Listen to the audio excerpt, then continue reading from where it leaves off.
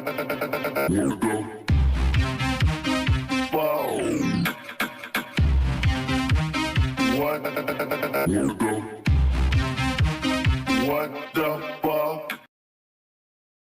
occasionally think how quickly our differences worldwide would vanish if we were facing an alien threat from outside this world. And yet, I ask you, is not an alien force already among us? They're all over the damn place. They're in our midst, and they are family. We're related to them because they were the ones that had a hand in establishing us as a hybrid race 100,000 years ago. And that hybridization is still underway, it's still happening, even as we sit here and speak. It hasn't stopped. It's underway. They have different agendas. Some of them are nice folks and some of them are not. As I said, they have different agendas, but they're all around. The one in the upper left-hand corner there is another self-luminous object that moves all over the place. That object is over 2,000 miles long. It is an artificially constructed object, over 2,000 miles long.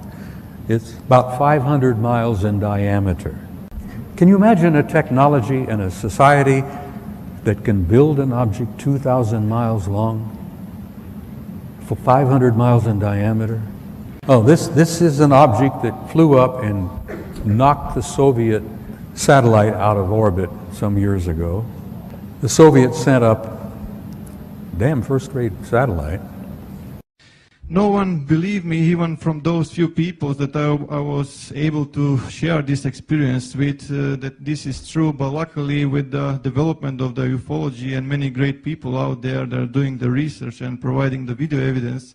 So as you can see, this is on infrared. That is why his black and white is from STS-63. 63, sorry, and they are trying to locate the Mir space station. They cannot locate the Mir space station because more than 100 objects are appearing and disappearing from the radar.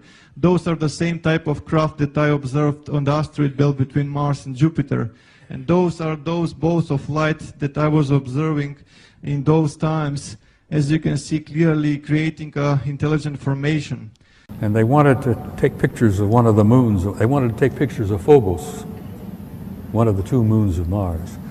And while they were taking pictures, this object comes up from the surface of Mars, bumps the Soviet Phobos satellite, knocks it out of orbit, and it crashes. Next picture, please.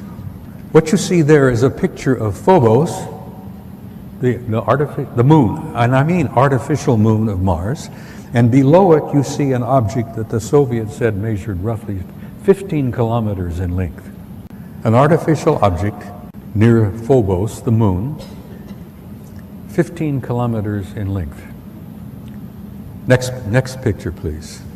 That's the moon, 12 miles in diameter. The Soviets planned to land on it. Well, someone else said, no, you're not going to do that.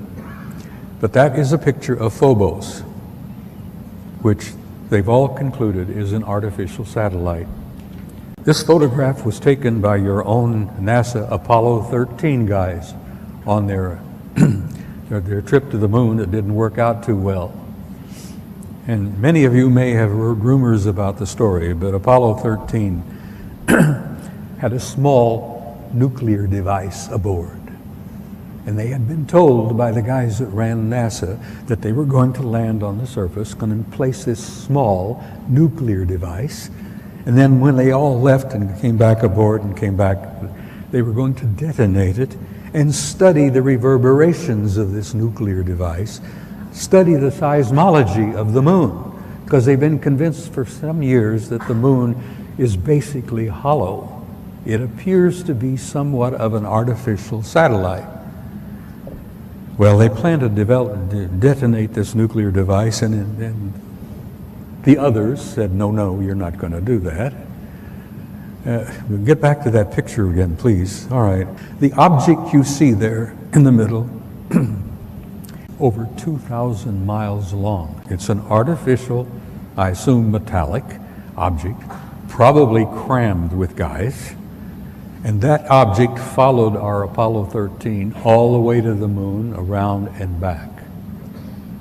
Now, whether they were trying to make sure the Apollo 13 guys got home safely or what, whether they were the ones responsible for Apollo 13's little accident, which kept them from landing on the moon and placing that nuclear device, who knows? We may find out someday. But here you have an artificial object in orbit. Now, I've spent some time aboard aircraft carriers with my kid. We have carriers with 5,000 men in the crew, 1,000 feet long, 150 aircraft.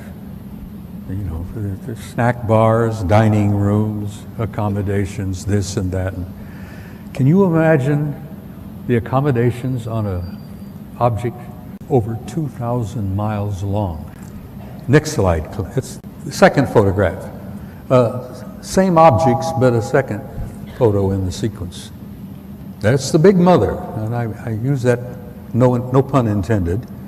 There are other objects out there. There's a disc-shaped object, and then there's the other object. Then above it is the moon out there. But there's that one big object out there. I'm sure they got a crew of hundreds, maybe a couple of thousand. The ones I refer to as the others. I hate the term alien. I hate the term UFO. There are no UFOs. We've known what they are for years and years and years. Some of them are ours, some of them are theirs. There's no unidentified flying objects out there. They're all identified. I've tried to impress upon you the seriousness of it, the seriousness of the cover-up and the lies they've been telling you, the importance of why you need to know as much as you can know. And you need to be presented with the material, because damn it, you all deserve the truth. You have a right to know, and you have a need to know, because you are the people that this whole damn thing is all about. We gonna have a problem?